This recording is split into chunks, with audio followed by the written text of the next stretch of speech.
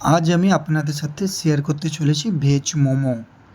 Veg momo আমি ঠিক এইভাবে বানিয়েছি, আপনারা ভিডিওটা লাস্ট অবধি দেখতে থাকুন।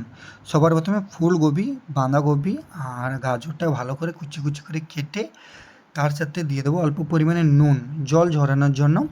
তারপরে ময়দাটা মেখে নিতে হবে। এখানে ময়দা মাখানোর জন্য অল্প পরিমাণে নুন, আর তার সাথে দিতে হবে এখানে অল্প পরিমাণে দুধ, তার সাথে দিতে হবে পরিমাণ মতন জল দিয়ে অল্প পরিমাণে তেল দিয়ে এখানে ময়দাটা ঠিক এভাবে ভালো করে মাখিয়ে সাইডে রেখে দেবেন কিছু সময়ের জন্য।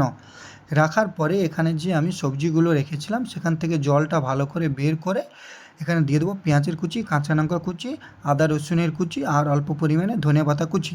দেওয়ার পরে এখানে অল্প পরিমাণে দিয়ে দেবো বাটার, তার সাথে দেবো পরিমাণ মতো নুন, গোলমরিচের গুঁড়ো আর দিয়ে দেবো ম্যাগি মশলা। দিয়ে মিক্সারটা ভালো করে মিক্স করে নেব। মিক্স করে নেওয়ার পরে এখানে যে আমি ছোটো ছোটোভাবে এখানে ডো করে নিয়েছি বা লেচি করে নিয়েছি, ঠিক এইভাবে আপনারা ছোটো ছোটো করে বেলে নেবেন লুচির মতন। বেলে নেওয়ার পরে যে মিক্সারটা আপনারা তৈরি করেছেন সেই মিক্সারটা এখানে দিয়ে আপনারা যে যেরকম পারেন সেরকম সাইজের এখানে মোমোস বানিয়ে নেবেন। আমি ঠিক এইভাবে মোমোস বানিয়ে নিচ্ছি, আপনারা বাড়িতে ঠিক এভাবে ট্রাই করতে পারেন।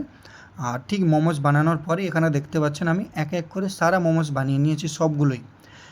অল্প পরিমাণে এখানে স্টিমারে তেল দিয়ে দেবো যাতে মোমোসগুলো এখানে চিপকে বসে না যায়।